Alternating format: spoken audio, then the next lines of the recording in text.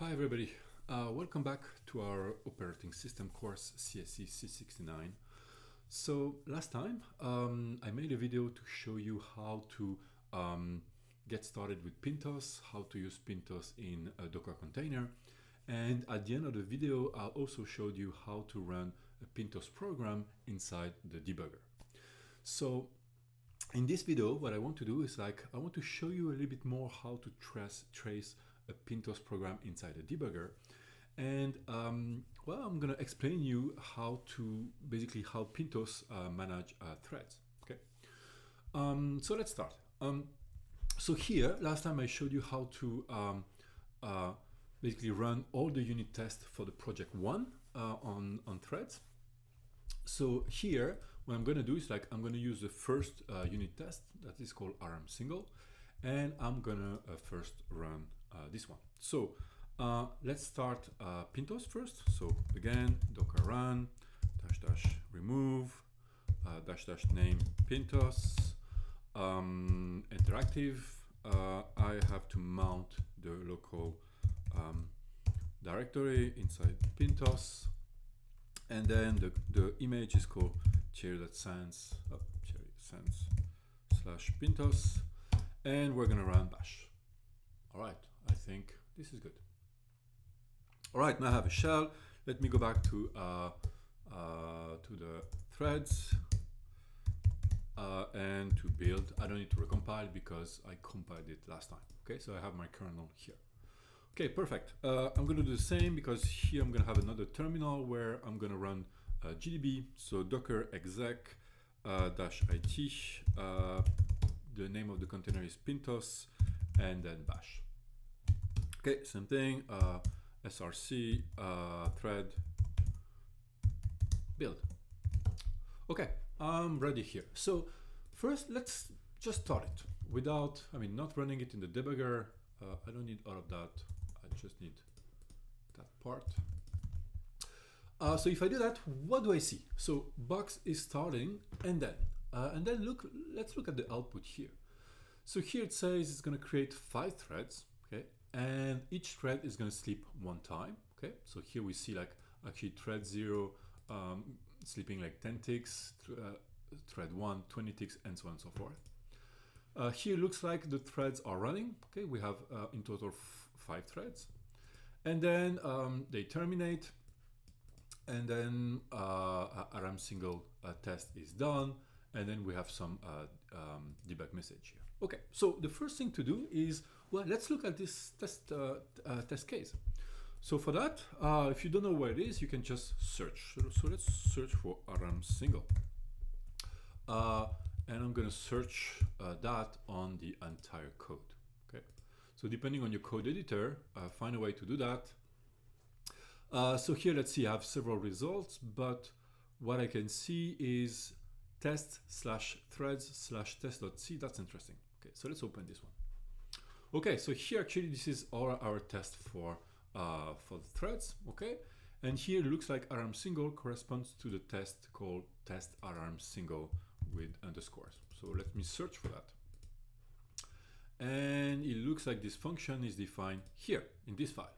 Okay, so it's in the file actually rmwait.c. Okay, so I'm just going to keep it open. So where is this file? It's actually inside test threads, and here you have rmwait.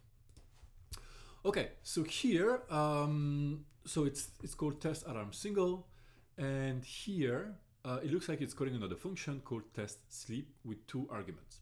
So let's read a little bit. So here, this test, it says create n threads, each of which sleep a different fixed duration n times. Okay, so here, actually what it means, the argument, it means I'm going to create 5 threads, and each thread is going to sleep 1 time. Okay. All right, so let's go to this function test sleep. Where is it in my file? Oh, it's actually just, where is it?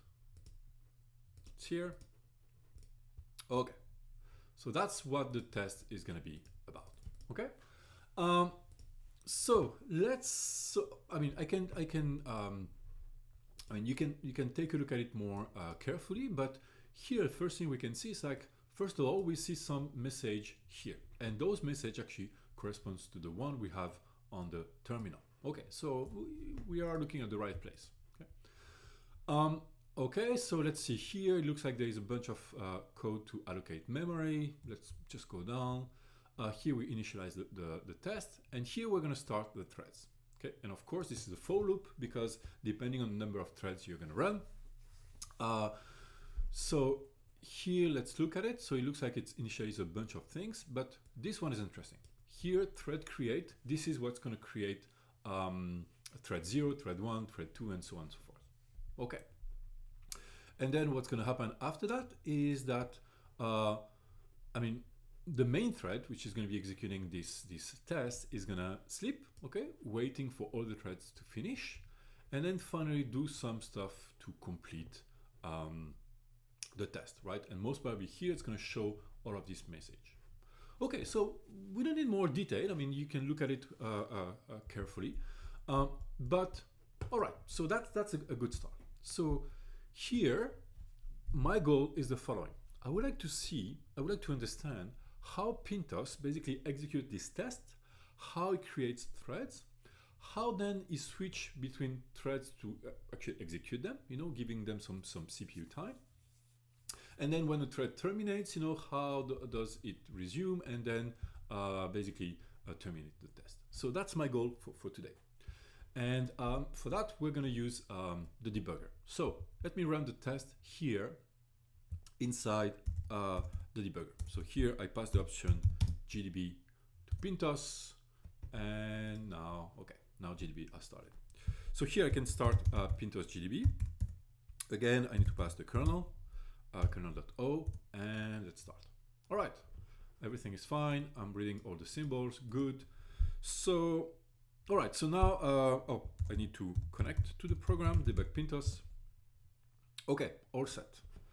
So what am I going to do? So first, just in case if you remember, PintOS does a lot of things to initialize and so on until the boot is complete. So here I'm going to skip that part, okay, because otherwise it's going to be a little bit confusing. So I'm going to jump right away to test.sleep. Okay, so here, let's do that. I'm going to put a breakpoint on test sleep. Okay, breakpoint is set. And here I'm going to say just continue. Okay, so now it's continuing. And as you can see, it's executing the boot until it executes alarm. And so here I'm basically on line 51, right? 52 actually. All right, so now let's look at it. So the first thing I can do is, like, if you look at the documentation, and here I'm going to look at the documentation for PintOS, especially the documentation on debugging. Okay, so if you go to let me make this a little bit bigger. If you go to the section that talks about GDB, so there are of course the usual commands that we're going to use, but there are some specific commands for PintOS. One is interesting is this one. Okay, I will leave you the time to read the documentation, but here this one is basically show me all the threads that have been started by PintOS. So if I do that, what I can see is the threads that are running. So the first one here, we see the entire data structure. It's called the main thread. And of course, this thread is the one running the test, right?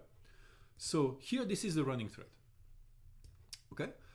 Then there is another thread that is initialized by PintOS, which is the idle thread. Okay. And this thread is blocked. Okay. And that's by design because this thread is going to be unblocked when there is nothing else to run, right? But since here we have one thread, at least the main thread running, we don't need, idle can be blocked.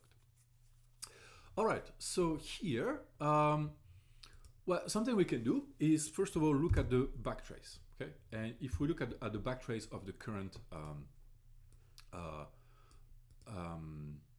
thread, okay? So here we can see that, of course, we are stuck at armwait.52, okay?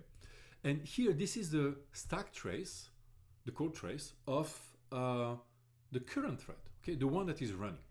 Okay, because now we have multiple threads, so there's going to be multiple core stack. Okay, but this one here, when I call backtrace, if it's the one if it's the main thread that is running, this is the backtrace of the main thread. All right, so here we are gonna continue with our test, but we want to understand the scheduler. So the scheduler is this component in PintOS that is gonna basically switch between threads. Okay, so I want to know exactly when is PintOS switching between threads. So what I'm gonna do, and again it talks about that in the documentation for project 1. It's inside, no, not inside test, it's inside thread, and then thread.c. And inside thread.c, if you go all the way to the end, you have the function schedule. And the function schedule is very important. So schedule here, what it's gonna do, it's gonna switch threads basically. So here, it's gonna take the current thread and then kind of figure it out what's the next thread to run, and then eventually switch to this new thread. Okay, so here, something I can do is like, now I can put a breakpoint on schedule to see when the schedule is done. Okay, and here, maybe my first intuition is like, when this is going to be called, it's because I'm going to switch away from the main thread to another thread, and possibly thread 0, because thread 0 would have been created by then. Okay, so let's try that. So I put a breakpoint on schedule, and I continue until this breakpoint, and here I've reached my breakpoint. So now I'm here in 5:55. So just in case, I'm going to step a little bit, and I'm going to step in the first instructions here. So now, let's see. I'm going to see what is stored inside a current. So here, I'm going to say, I'm going to look at the pointer cur, and here it says, of course, it's the main thread, because of course the running thread that I was executing so far was the main thread. So let's look at the next thread. What's going to be the next thread? The next thread is going to be p of next. And it looks like here, the next thread, it's still going to be main. So, okay, that's weird. The scheduler has been called and is going to switch from main to main. I mean, basically, it's not going to switch. So why? Why has the scheduler been called? Okay, so for that, if you want to solve the mystery, let's look at the backtrace. So if we look at the backtrace, we see that, well, a lot of things has been going on. Okay, first of all, where are we? So if the main thread was executing the test, where are we in this test file? So let's see, we look at the call stack for alarmwait.c. And if you go down, alarmwait.c is nowhere to be found until here. Okay, so basically we are at line 18 still. Okay, wait, line 18, it's actually the call here. Is there, maybe I missed one before? Let's see. Oh, alarmwait 62. Yeah, I missed the one just above. So 62. Okay, so we are here. So basically the main thread is just stuck at this line, which is printing a message. So what happened? Well, let's look at the top of the stack here. It looks like, there is this here, interrupt.c, and that's going to give you a clue that, well, it looks like there has been an interrupt. And, we have seen that in class that, the CPU is going to keep executing a program, okay, until actually it receives an interrupt. Okay? And when it receives an interrupt, it stops, handle the interrupt, and eventually maybe resume the execution of the program. Okay. So here, okay, we have received an interrupt. So let's look at this interrupt file. So here, as you can see, line 387. So let's go to line 387. Okay. We have this big function called interrupt handler, and this function here, it's shown in the description, it's called for every interrupt. Okay, so every time you have an interrupt, this function is going to be called. And we see that this function has executed all the way to line 387, and here that's why we had some kind of the scheduler has been called, because here if you look at thread yield, and thread yield is actually inside thread.c. So where is thread yield? Okay, thread yield. Let me just search for it. Okay. Here, and you can see thread yield do a bunch of stuff, but eventually line 313, okay, that actually we can see in our stack here, it calls the scheduler. Okay, so it's because threaded was called, and it was called basically when we received an interrupt. All right. So if you understand a bit what's going on, we can suspect, okay, what kind of interrupt did we receive exactly? Okay. So most likely here it says it's going to be an external interrupt. So external interrupt means it's either an I/O device that has generated an interrupt, or it could be the timer actually, because you know an OS, the way it schedules through a different thread is by giving them a time slice. So you set up a timer, and when this timer goes off, you know there is an interrupt, and the interrupt called the scheduler. Okay, so actually that's what we are looking, but we are not sure. So we would like to know exactly which interrupt called this thread yield. Okay, so we're going to try to do that. So there's a bunch of things I want to know here. Another thing I would like to know is like, when is another thread created? Okay, so let me just restart GDB. Okay, and this time we're going to add a little bit more breakpoints. So I'm going to restart it. I'm going to restart my debugger, debug PintOS. I make the connection. I'm still going to go to RM wait. Is it RM? No, it was called, sorry, test sleep. Okay, I want to go to there because I want to skip the initialization. Okay, perfect. But now let's see. I'm going to do several things. So first, so I want to know when the scheduler is called. And here, I told you, right? So in the scheduler, I'm actually going to go all the way to line 558 inside schedule. So here, I'm going to put a breakpoint inside thread.c, and instead I'm going to pass the exact line. Thread.c 558. Yes, okay. So I'm going to put a breakpoint here. I'm also going to put a breakpoint inside the interrupt. So here, I want to know when there is an interrupt that yield the CPU. So I'm going to put a breakpoint in interrupt.c. Is that the right? Yeah, the right spelling. And on line 387. Okay, so I'm going to put a breakpoint here. And then I also want to know when exactly is the new thread created. But for that, I just want to see when thread created is executed. So here actually, let me put a breakpoint at line 94 once thread created has been executed. So I'm going to put a breakpoint in rrm wait.c line 94. Okay, and let's. Okay, so now I have 4 breakpoints in total. I mean, the first one is not going to be useful, right? Only 2, 3, and 4.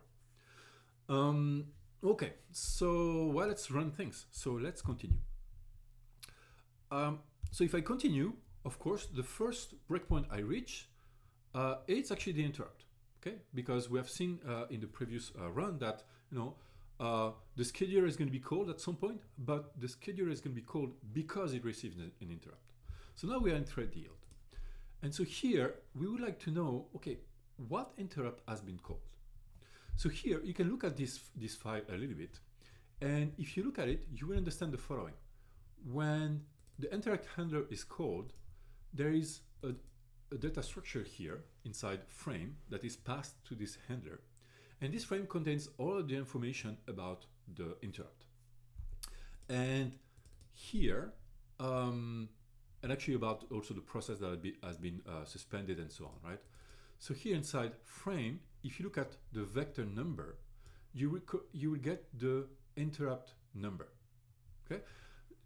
Getting just the number is maybe going to be hard to understand, but actually this file has some kind of an array. Let's see, where do I have an example here? You see, there's an array that if you pass the vector number, it's going to tell you the name. So here I can do that, right? I can say, okay, show me, it's called interrupt names of star frame and frame of the vec no. Let's see if I'm correct here. Okay, if I do that, perfect. So here it tells me it's a timer interrupt. So, you know, we had a suspicion, but here we can verify it. Yes, it was actually a timer interrupt. Okay, meaning, you know, there's you know, the time quantum, like the slice here, that is kicking in and basically interrupt the CPU.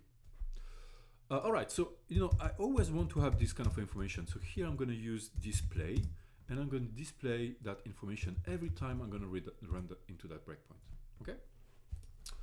All right, so okay, so we have a timer interrupt. So this, of course, is going to yield the CPU, and it's going to call the scheduler. So if I continue now, I'm going to hit my second breakpoint, which is in schedule. So I'm now in line 559 in schedule. Okay. So here, what I can do is the following. I want to know every time what's the thread. So here, first of all, let me show you.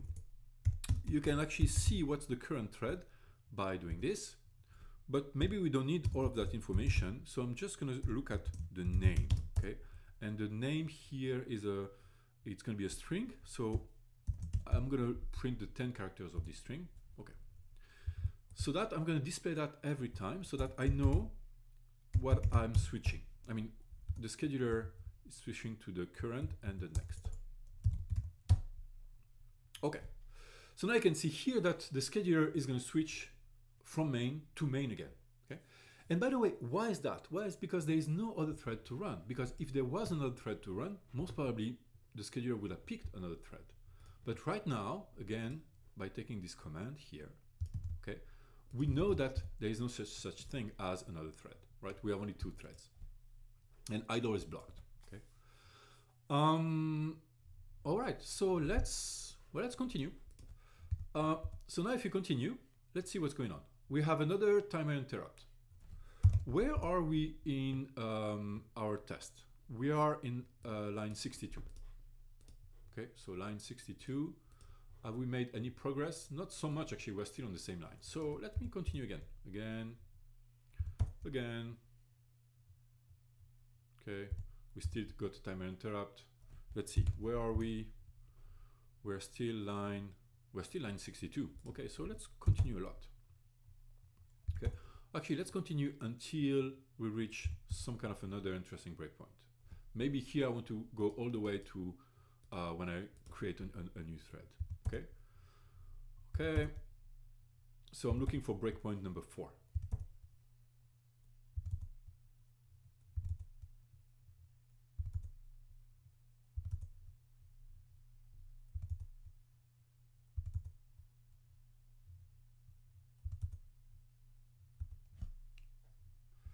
Okay. Still going on. We can see that there are progress, right? It's printing message on the top. But it takes time apparently to run all this debugging message. Okay. So maybe there is a way to say, I want to continue until I reach breakpoint 4. I need to look into that inside GDB.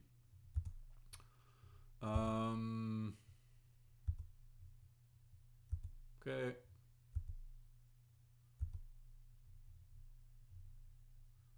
Okay, breakpoint 3 still. Breakpoint 2. Oh, but wait. Now we have reached, we're going to switch to thread 0. Okay, and that's the first one. How come we haven't reached breakpoint 4? Okay, something going on here. Let me see. Well, first, what's the backtrace of the main? So here, if I say main, let's see. I'm inside 93. 93. I'm right here. I'm right here, and so that's why I haven't reached my breakpoints. But it looks like the thread 0 has been created. So if I do that, yes, actually here I have thread 0. Even thread 1 is here. Okay. So actually it's looping, but it's not reaching line 94. Okay, that's my bad. I should have put a breakpoint in line 93. Okay, so actually I have 2 new threads. So here, that's why. So my scheduler has a choice to now run other threads. Okay, because these threads are ready. You see, thread 0, sorry, is ready. Thread 1 is also ready. So now the scheduler can switch. Okay, so that's interesting. So here we're going to start executing thread 0. Right? So maybe let's just continue.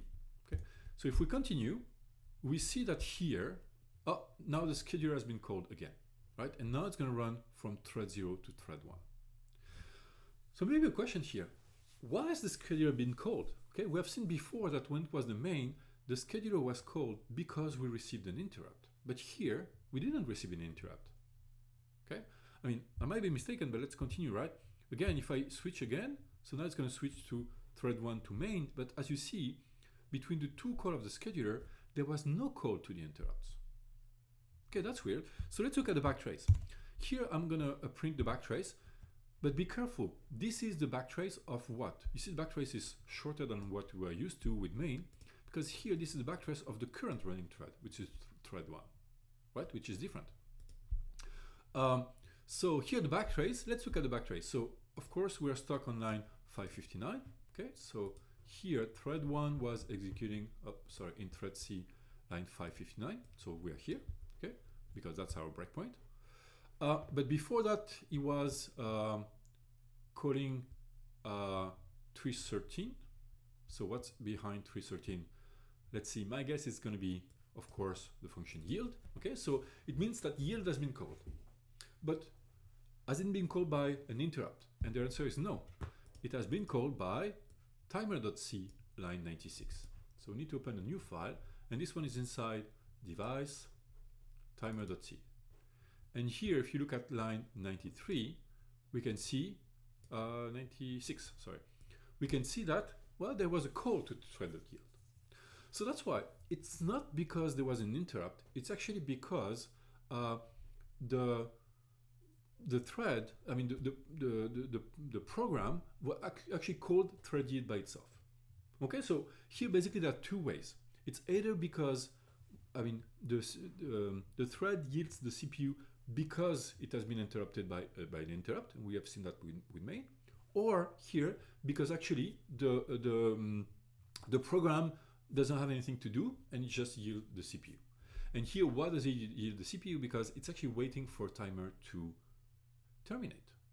Okay, so here if we continue that, actually we can see here we have actually a timer interrupt. So now let's see, so it's going to call the CPU again, and here it's going to actually go back to thread 0. So here, why there was a timer interrupt? Because it was executing the main thread. And let's look at the stack. Where are we in the main thread? So you see here now the stack is different again. This is a stack for the main thread, right? And here, where were we? We were actually at RM weight 93. RM weight 93. Yeah, we're still creating some threads. So so let's see. Now we should have even more thread than before. Dump list. Yeah, now we have actually new thread. We have thread. No, we don't have any new thread. Not yet. Let's see. That's the main thread. That's my idle thread 0, 1, 2. Or maybe thread 2 was not here. So thread 2 has been created in the meantime. And so on and so forth. So now if you continue a little bit, we can see, okay, now we are switching to thread from thread 0 to thread 1. And then thread 1 is going to yield. And then thread 1 to thread 2. And then thread 2 is going to yield. And so on and so forth. Okay. If you want to understand a little bit what's going on in more detail, what you can do is the following. Go to, for example, let's go to thread here. Here we're going to switch from main to thread 0. So what we can do is we can step into the program and we can see what's going on. Okay. So where are we? We are in interrupt. So first of all, we were here. We were on line 559. So by doing step, we are going to execute every single function, right? So 559, it's here, okay? So now, of course, we are going to go into the function called interrupt get level, okay, which is inside interrupt. So let's step, and this is some assembly code. Okay, so we have some flag.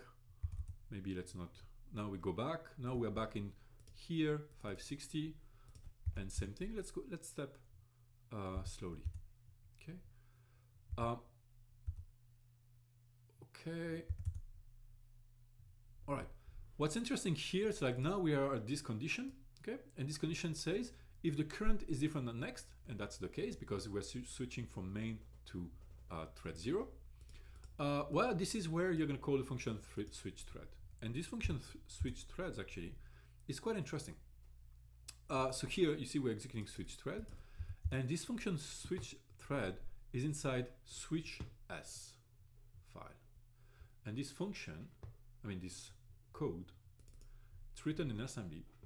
And if you look at it more carefully, you're going to see that here, this is where it's actually going to really switch threads. So you can understand the following. To switch a thread, what you need to do is like, you need to change the instruction pointer to point to the new, to the instructions of the next thread, and the stack pointer. And all of this magic here is happening here, okay? So it's saving the old one, restoring, and so on and so forth. So I will leave you like kind of to look into it. But if we step into it, let's step several times. When we go out of this function, okay, I just want to reach the point where we are out of this function.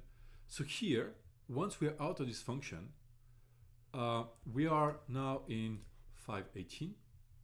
Well, actually, we were in 565. So in 565, now we are done with switching threads.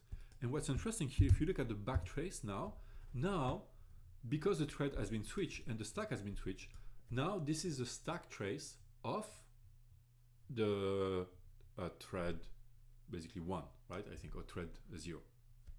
Okay, I mean the one that we are currently executing. Let's see, I'm a bit lost, but if we have a doubt, we can always look at the list of threads, and we can see that the one that is actually running, oh, it has not been set to run yet. Okay, so let's step a little bit. At some point it's going to set the thread to ready.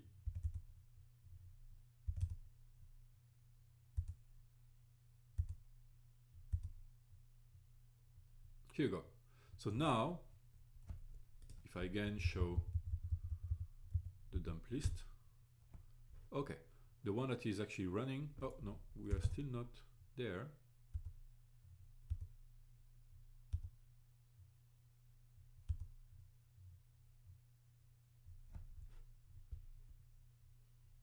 Okay, so somehow we missed it. It's okay. All right, so you see here, what's important in here is the following. Well, in this example at least, there are 2 times where we're going to call the scheduler. If we get interrupted, and that's mainly the main thread who's getting interrupted because the main thread has a lot of things to do, or if the thread yields by itself, and that's the case for thread 0, thread 1, and so on. Okay, why? Because they are stuck actually waiting for that timer to go off. Okay, I mean they're waiting, for example, they are waiting for some time to pass. Okay, so actually here, so this is going to continue a lot until basically time has passed and the thread finish. When they're going to finish, and this is maybe I'm going to leave it to you as an exercise, well, the thread is going to terminate and it's going to call some function, okay, that we call actually thread exit. That's going to clean up the entire data structure and so on, and it's going to basically going to terminate the thread and remove it from the list of threads. Okay, so here you have basically like not 2 but 3 ways that when the scheduler is called. Also when the thread is exceeding. Okay, so now if you understand all of that, you can see that there is something a little bit inefficient here. This while loop is unnecessary. Why? Because every time the scheduler is going to give some CPU time to a thread, so there's going to be a context switch, right? We're switching threads and so on. It takes some computation, and then we give the CPU to a thread, but this thread just yields it right away, right? Because of this while condition being true. Okay, so then it gives it to another one, but the other thread does the same and so on. So there is a waste of CPU time. Okay, what we could do is like we could have those threads not run until the timer actually reach times out, and then only when it times out, then we put back those threads as candidate for running, and then kind of resume the execution. Okay, and meanwhile we have actually a lot of we can give all the CPU that is needed to the main thread, for example, that is going to do a bunch of things. Okay, but actually even the main thread at some point is going to sleep. If you look at arm wait, still here it used timer.sleep. Okay, so maybe here, if everybody is sleeping, maybe we should run the idle thread, right? It says like, there is nothing to run. I'm just going to wait for some thread to wake up from their sleep. Well, if you understand that, this is exactly the first task that you are asked to do in project 1. Okay, so there is a small optimization here. So if you do this optimization, I mean, the test case that already passed, which is like alarm single and so on, they should still pass. But now, because there is an optimization, they will take less time, basically, to execute. Okay? So I think you know enough. Okay? So again, I went a little bit fast. Make sure to redo all of these manipulations and so on, getting used to the debugger. Understanding, what you are executing, when you look at the backtrace, what the backtrace is telling you, and so on and so forth. I didn't show you an interesting command here. Well, actually, let me show it to you now. If you do bt thread all, what this is going to show actually, it's the backtrace of all threads. So here you see it's going to print the backtrace for the main, for the idle, which is blocked, but also thread 0, thread 1, thread 2, and so on and so forth, right? But again, understand the following. When you just do backtrace here, well, the backtrace is going to show you it's the current running thread. Okay, and you have to understand a bit where you are in the code so that you understand which thread is running. Okay? All right. That's it. I hope this helps, but please do this, spend some time. I know it's long, I know it's a bit tedious, but you have to understand a little bit how PintOS works if you want to basically extend it. Okay? All right. Thank you very much, and talk to you next time.